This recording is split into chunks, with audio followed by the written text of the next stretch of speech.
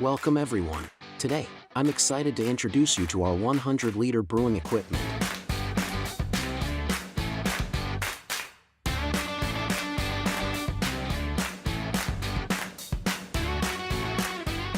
This is a 2-vessel brewhouse with a hot liquor tank, a mash lauter tun, and a kettle whirlpool tank.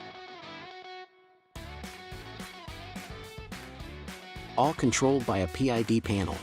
Underneath the brewhouse, you can see the pipelines, valves, and a small heat exchanger. We are currently in the mashing phase.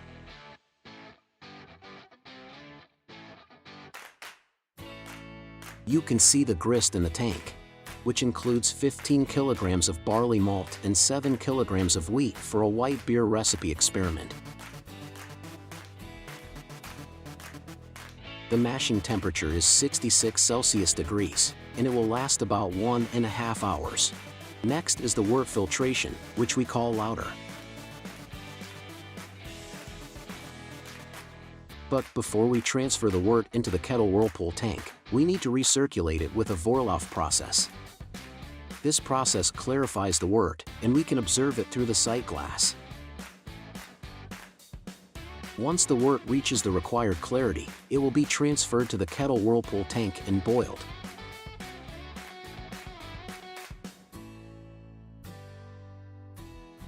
The lautering process lasts over an hour, and we take the first wort sample for testing.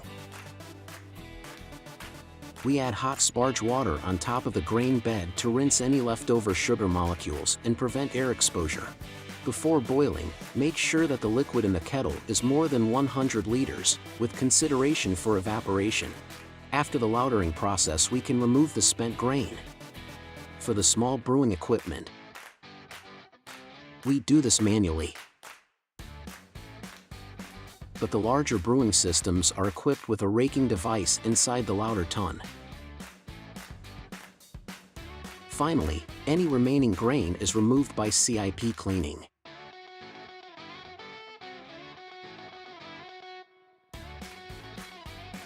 We also add hops several times during the boiling process, usually in 3 separate additions. The first 2 are for bittering, while the final addition is for aroma.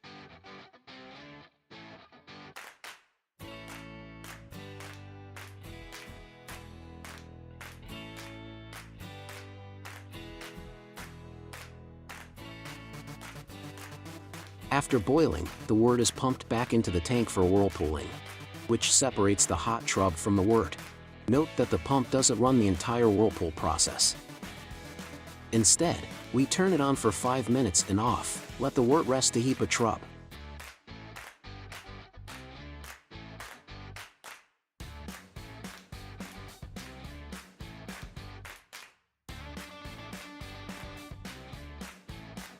When we do run the pump, we use either the maximal or a large rotation speed on the VFD.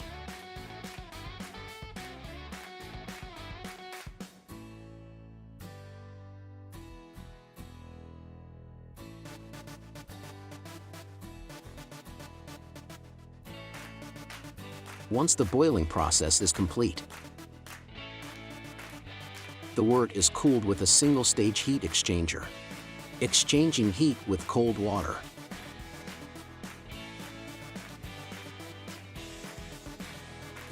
The wort will be cooled from 90 Celsius degree to 20 Celsius degree.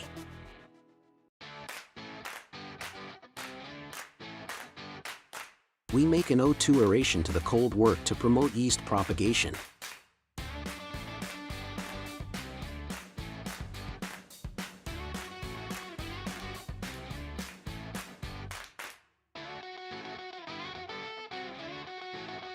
And observe the aeration process and the clarity of wort through the sight glass in the heat exchanger. The final step is to transfer the wort to the fermenter for further processing.